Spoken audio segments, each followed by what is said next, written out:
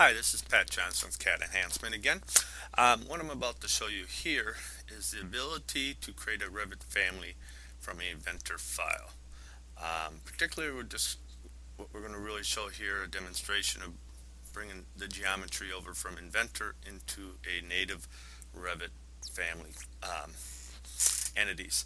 Um, what we got going here is, again, both versions are 2010, Inventor and Revit, and created a simple model here with no work planes for this particular demo. If there are work planes on there, you could actually take the work planes and create reference planes in Revit. Let me zoom this in, this project file here. Um, what we're using here is Inventor 2010 with iLogic. iLogic is kind of in essence, is a way to attach rules to a model. Um, and you get at it here. What I'm going to do here is I got iLogic parameters. We're just going to make a change here. Hit done, and the model should update there. Um, then we go here to the iLogic tree. Since I got a small screen here, it's kind of the ribbon is kind of sizing it down a little bit. What I've created here is some general rules within the Inventor file, telling it basically what to do to create a Revit family. And here I'm just going to change the file name here. It's just hard coded, but actually you basically could take and get the name of the file from, say, the Inventor name, attribute, property, what have you there.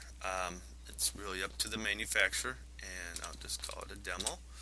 Um, Hit OK. What happened there is our FAR data set was created, um,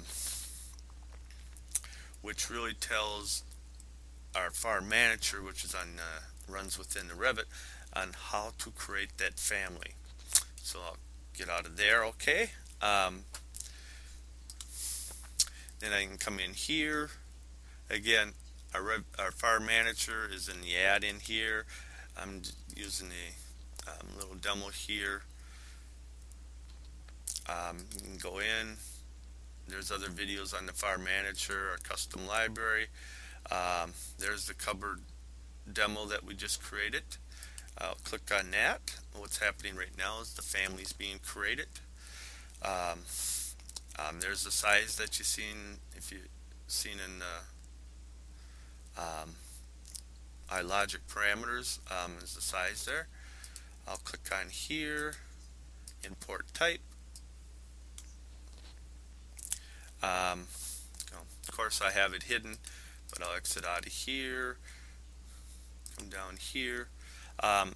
Since we use the generic wall template, again, cupboard demo, the size, come up here, component. There's the cupboard. That's what I'm calling a cupboard for demo purposes. Put that on there. What I'm going to do quick like here is I'm going to come back into here, and I'm actually going to come in here. We're going to say a 1/2 inch here, and let's say 40.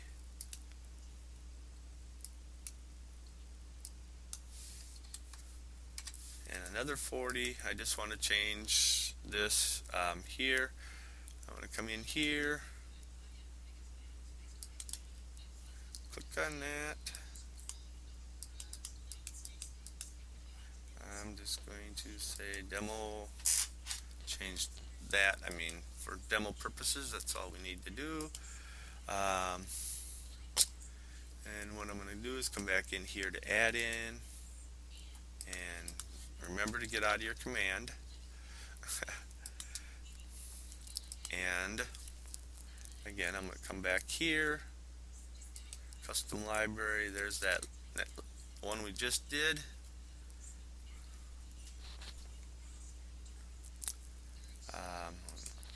There's the new size. import the type, get out of there. Again, here's the new size that just came in. Come back in here. Um, there's the new size. You can view the different sizes there. Um, Again, as you can see, as we change the Inventor file, um, the family sized accordingly. So really what I was doing here is showing you is the ability. Right now this one is just taking the geometry as is. You can establish what geometry you bring over to, how much detail comes over to the Revit family. The Revit families are going to be native geometry to Revit, just as you've created a family manually. The controls will be there so architect can size up to however the manufacturer has set equations and such to the limits and all that. So I'd like to thank you for the time for viewing this. Again, if you want to read more, feel free to go to www.cadenhancement.com. Thank you, and you have a good day.